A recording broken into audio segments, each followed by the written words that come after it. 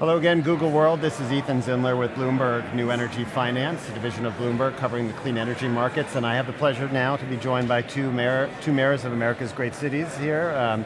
Mayor Chris Coleman of St. Paul, Minnesota, and Mayor Roy Buol of Dubuque, Iowa. So adjoining states in the US. I guess, gentlemen, what brings you to Paris?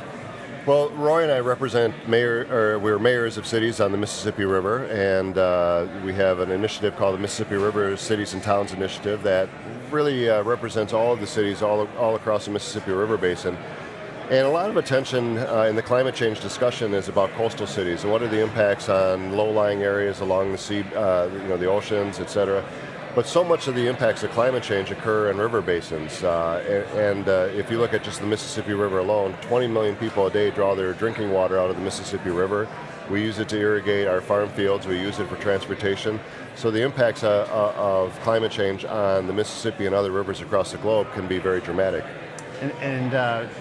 A very basic question, I would say. Is the expectation that water levels will rise on the Mississippi in climate? The expectations that we're realizing today, the realities are the increased flooding, the heavy rain events that we hadn't seen in a long time, and then the drought situations that occur, in the Mississippi River. The drought of 2012 was devastating to the lower stem of the river. So there are a lot of changes taking place now that we hadn't seen before in history that is really affecting our ability not only to provide that fresh drinking water for so many people, but also the crops that are grown in those river basins that are not only feeding the United States, but much of the world.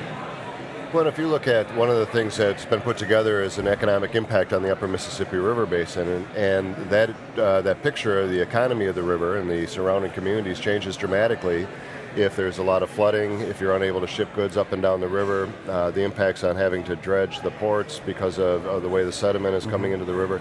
There's so many different impacts that can be had as a result of the changes.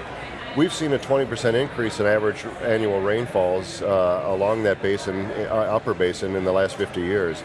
That's a pretty dramatic, really, since the 1950s, and so you really start to understand. Now, other river basins may be experiencing drought. They may have the inability to draw drinking water or irrigation water or navigate the river. The point being is that we need to understand this is not just about what happens along coastal flood areas. This is about what happens across the globe and intercontinental areas as well.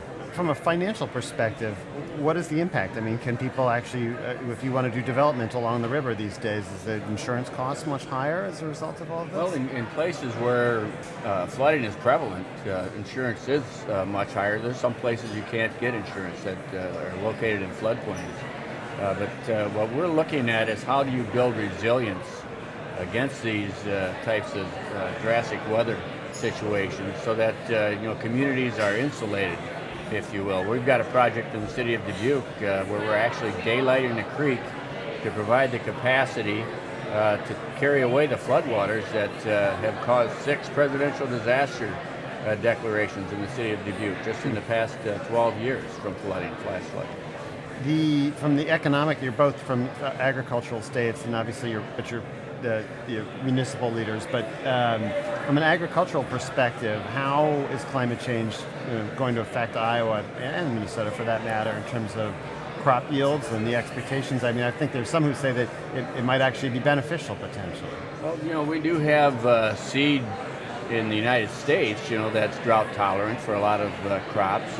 It isn't something that's global in nature. So, one of the things that we want to talk with other river basins about is how they can access those types of seed, for instance, how they can build resilience into their river basins like we're attempting to do, so that, in 2050, when there's a population of 9.5 billion, 2.5 billion more people than we have today, that we'll be able to provide that food necessary in other river basins besides the Mississippi River. I forget the exact statistic, but it's something to the effect that we'll have to produce as much food in the next 50 years as we've had to produce in the last 10,000. So when you think about it in those terms, to feed a global population of $9.5 million, anything that impacts the ability of farm areas like in Minnesota or in Iowa or other areas along the basin, will have a dramatic impact on our ability to feed those 9.5 million people. And it does have, so you start thinking about additional sedimentation as a result of more runoff that goes into the river, which affects the ability to draw that water to irrigate the farmland. In addition to the drinking water aspects of it and all of those things. It's, the point that we're here to make is just simply saying that we need to understand, first of all, that climate change impacts all parts of the globe. Second of all, that we need to understand there's a direct economic cost of not doing something to try to limit the ultimate rise in the Earth's temperature. And we need to act dramatically, we need to act quickly. Both of your states are interesting states in terms of renewable energy. Iowa, I believe, is the third or fourth largest in terms of wind power capacity, and Minnesota has been recently trying to make efforts around solar, even though the solar resource is not spectacular in Minnesota. With all due respect. I know it's better than Germany's, but that's not saying much. Misunderstood. We actually have more solar capacity than almost any other state in the country. True, it's true. Are we taking the Southwest off out of the... Well, we're not. I'm not going to start talking about Arizona, but Texas is always talking about their solar. We actually do have a lot of solar capacity, but we also have a lot of wind capacity as well. Absolutely. That becomes an incredibly important part of our economic future. How does that integrate, though, in the municipal context of things? I mean, what does that mean for you guys as mayors? Well, it varies from working with our largest energy producer, which is Xcel Energy, that is dramatically pulling back from the use of fossil fuels, going to more renewables, which is something that we're doing, helping facilitate that conversation with Xcel. We have a district energy system that has been world renowned in the city of St. Paul. That has significantly reduced our carbon footprint and reduced the number of smokestacks in our downtown. We have to think about we're not an energy company. We don't produce energy. We certainly consume a lot of it, and we need to think about how we're doing that and how we're working with our partners that do produce the energy.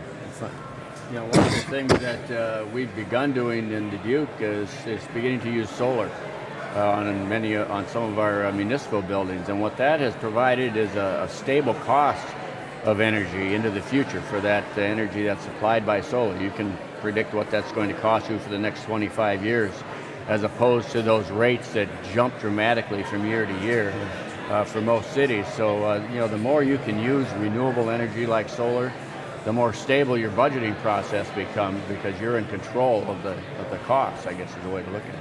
Absolutely. Well, Mayors Buol and Coleman, thank you so much for your time. Really appreciate you joining us. Thank you. It's been a pleasure hosting you both. And with that, I'm Ethan Zindler with Bloomberg New Energy Finance.